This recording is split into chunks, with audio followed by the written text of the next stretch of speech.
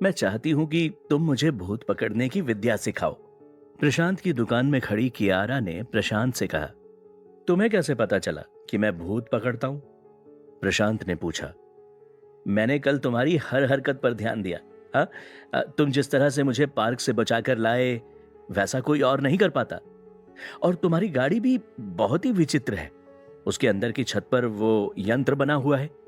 इसका मतलब कि तुम इन सब बातों को मानते हो। ये कहते हुए कियारा प्रशांत के बहुत ही नजदीक आ गई थी। इतना नजदीक कि उसकी परफ्यूम की महक प्रशांत को महसूस हो रही थी। देखो, तुम मुझे गलत समझ रही हो। ये दुकान और वो गाड़ी मेरे दादाजी की थी। मैं तो बस एक पुलिस वाला हूं और अब वो नौकरी भी छोड़ चुका हूं। प्रशांत ने कियारा को अपने से दूर हटाते हुए कहा, ठीक है, तुम्हें जितना भी आता है उतना मुझे सिखाओ, और अगर तुम्हें इसके लिए पैसे चाहिए तो मैं वो भी देने के लिए तैयार हूं। कहते हुए कियारा ने अपने साथ लाए बैग को खोला और बोला, इसमें 10 लाख रुपए हैं, ये रख लो। ये सब लाइव ब्रॉडकास्ट करने जितनी आसान चीज नहीं है। तुम लोग सोचते हो कि ये सब करके पैसा कमा लोगे। प्रशांत ने कियारा को डांटते हुए कहा, मगर मैं भूत प्रेत और अनजान शक्तियों के बारे में तुमसे और जानना चाहती हूं। कियारा ने बोला, सच बताऊं, मुझे पैसों की इस समय बहुत जरूरत है। तुम्हें नहीं पता, ये 10 लाख की बहुत जरूरत है। मगर मैं तुम्हें अपने साथ इन सब बातों में फंसाना नहीं चाहता हूं। ये सब बहुत रिस्की है। प्रशांत ने कियारा को समझाते हुए कहा, मुझे बहुत अच्छे से सब पता है, और सच कहूं तो मुझे भी डर लग रहा है।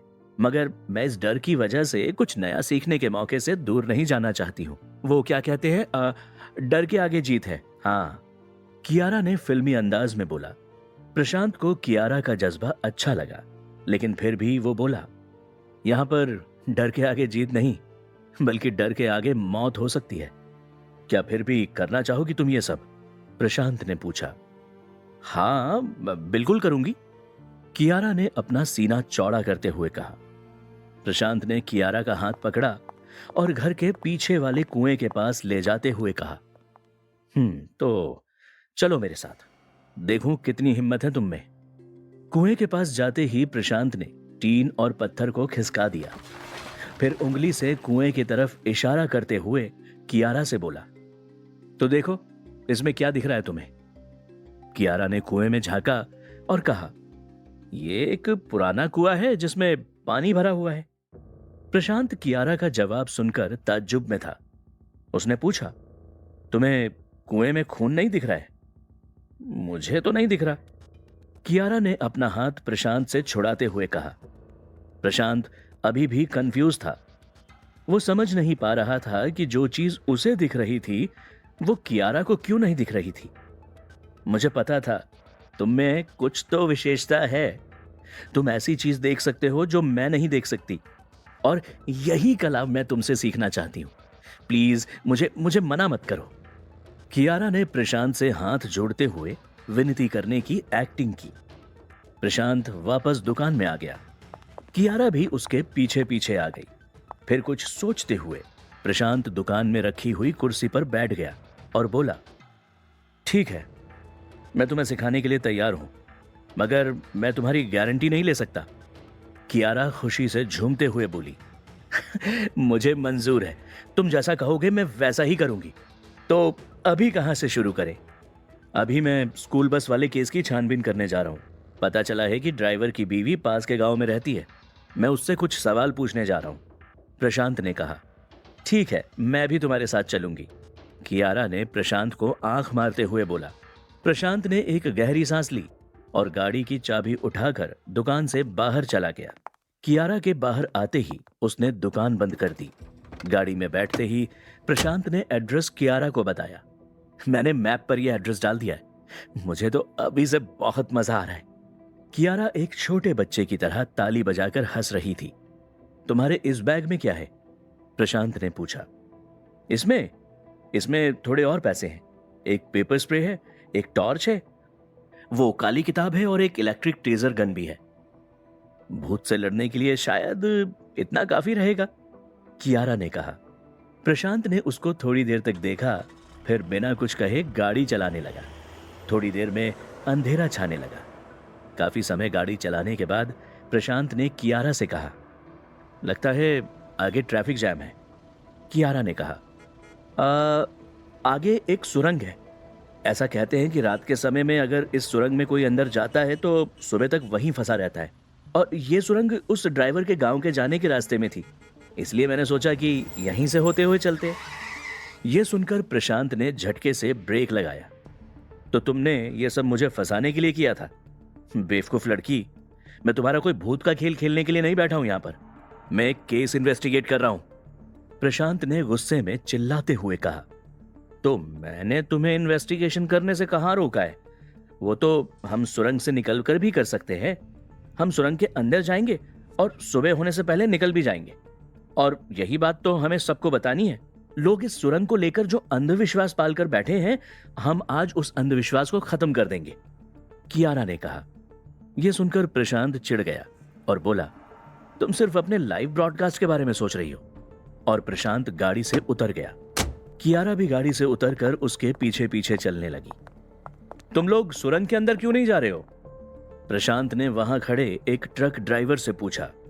वो जी, रात होने के बाद इस सुरंग के अंदर कोई नहीं जाता है। वो कहते हैं कि सुरंग के अंदर कुछ वो ऐसी शक्तियां हैं जो सुबह तक बाहर नहीं निकलने देती, ड्राइवर ने बताया। तुम इन सब बातों पर विश्वास करते हो? कियारा ने ड्राइवर से पूछा। प्रशांत ने नोटिस किया कि तभी कियारा ने अपना मोबाइल फोन शुरू कर दिया था। अरे वाह मैडम जी, विश्वास करना पड़ता है। जब सारे ड्राइवर बाहर बैठे हैं तो मैं क्यों अंदर जाऊं? ड्राइवर ने कहा। प्रशांत ने कियारा का हाथ पकड़ा और खींचते हुए उसे अपनी गाड़ी में वापस ले आया। बंद करो अपना ये लाइव ब्रॉडकास्ट, प्रशांत ने गुस्से में कियारा से बोला। अगर बंद कर देंगे तो लोगों को कैसे बताएंगे? और ये मेरा मोबाइल फोन है, मैं इसके साथ क्या करती हूं इससे तुम्हें कोई मतलब नहीं होना चाहिए। कहते हुए कियारा ने झटके से अपना हाथ प्रशांत के हाथ से छुड़ाया। देखो, अगर तुम सुरंग में जाने से डर रहे हो तो मत जाओ, लेकिन मुझे मेरी ब्रॉडकास्ट के लिए इन ड्राइवर से बात करने दो, कियारा ने प्रशांत से कहा और वापस उस ड्राइवर से बात करने चली गई। तो दोस्तों, मैं आज आपके साथ फिर से जुड़ी हूं, एक नई जगह, एक नई घटना के साथ। आज हम एक सुरंग के पास हैं, जिसको दहशत की सुरंग के नाम से जाना जाता है। जैसा कि आपको दिख रहा है, यहाँ पर बहुत सारे ड्राइवर अपनी गाड़ियां और ट्रक बाहर रोक कर बैठे हुए हैं। चलिए इनसे बात करते हैं। कहते हुए कियारा एक ड्राइवर के पास गई और बोली, तुम्हारा नाम क्या है? क्या तुम मेरे दर्शकों को इस सुरंग के बारे में बताओगे? ड्राइवर अपने आप को ब्रॉडकास्ट पर देखकर खुश हो गया और बोला, मेरा नाम रमेश है।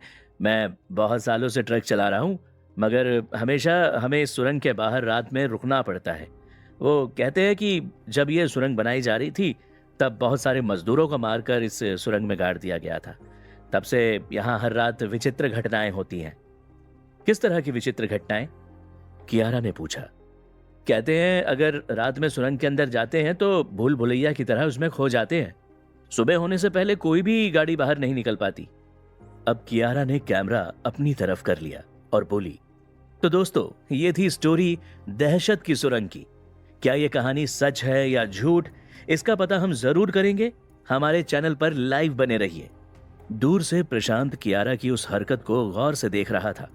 वो खुद से बोला, अगर ये ऐसे ही ड्रामा करती रहेगी तो यहां रुकना मुश्किल हो जाएगा। फिर वो कियारा के पास गया और दोबारा उसे गाड़ी के पास खींच कर ले आया। गाड़ी के अंदर बैठो, हम सुरंग के अंदर जा रहे हैं, प्रशांत ने कियारा से कहा। यस, ये हुई ना बात, कियारा बोली और अपने मोबाइल में देखते हुए आगे कहा। दोस्तों, ये मेरे नए गुरु हैं। ये हमको भूत प्रेत और अदृश्य शक्तियों के बारे में बहुत कुछ बताएंगे। देखने में स्मार्ट है ना? कियारा ने मुस्कुराते हुए लाइव ब्रॉडकास्ट पर कहा।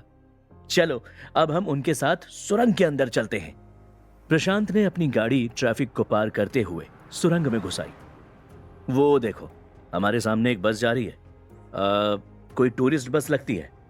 बहुत सारे लोग बैठे हुए हैं, प्रशांत ने कहा और अपनी गाड़ी बस के पीछे पीछे चलाना शुरू कर दिया। उसने सुरंग के अंदर देखा, जो काफी नॉर्मल लग रही थी। उसकी अंदर की दीवारों को सफेद रंग से पेंट किया गया था और लाइट्स भी लगी हुई थी। उसमें ऐसा कुछ भी नहीं था जिसको देखकर डर लगे। थोड़ा और अंदर जाने के बाद अचानक से प्रशांत की गाड़ी की तरफ एक तेज रोशनी आई। जैसे ही उस रोशनी को उन्होंने पार किया, प्रशांत हैरान रह गया और वो बोला, अरे वो टूरिस्ट बस कहां गई? यह सुनकर कियारा थोड़ी डर गई। वो बोली, सामने से एक तेज रोशनी आई जिसकी वजह से मैं कुछ नहीं देख पाई। प्रशांत ने आसपास देखा और बोला, लगता है अब हम सुरंग में अकेले हैं। स्पीड बढ़ाता हूं, शायद बस फिर से दिख जाए। प्रशांत बहुत देर तक गाड़ी चलाता ही रहा, पर वो सुरंग के दूसरे हिस्से पर पहुंचे ही नहीं थे। फिर उसने कियारा से पूछा, इस सुरंग की लंबाई कितनी है? यही कोई 400 मीटर। कियारा ने मोबाइल में चेक करके बताया, ऐसा नहीं हो सकता। मैं करीब 80 की स्पीड से गाड़ी चला रहा हूं और इतनी देर तक गाड़ी चलाने के बाद हमें अब तक इस सुरंग से बाहर निकल जाना चाहिए था। यह कैसे पॉसिबल है? प्रशांत ने चौंकते हुए कहा। कियारा को कुछ सूझा। उसने अपने बैग से वो किताब निकाली और पन्ने पलट कर देखने लगी। उसने कुछ देख कर कहा, इस किताब में लिखा है कि अगर यह यंत्र बना दिया जाए तो भूल भुलैया से बाहर निकला जा सकता है। तो बनाओ ये यंत्र, मुझे क्यों बता रही हो? प्रशांत ने कहा, लेकिन इस यंत्र को बनाने के लिए इंसान का यूरिन चाहिए। कियारा कहते हुए प्रशांत को देखने लगी। मेरी तरफ मत देखो, गाड़ी से उतरो और जो तुम्हें करना है वो करो। प्रशांत ने गाड़ी रोकते हुए कहा, और अगर मुझे किसी ने देख लिया तो? कियारा ने पूछा। इस सुनसान सुरंग में हमारे अलावा कोई नहीं है जो तुम्हें देखे, प्रशांत बोला। कियारा ने अपना फोन गाड़ी में ही छोड़ दिया और किताब लेकर गाड़ी से उतर गई। उसने आसपास देखा। एक अजीब सा सन्नाटा वहां पसरा हुआ था।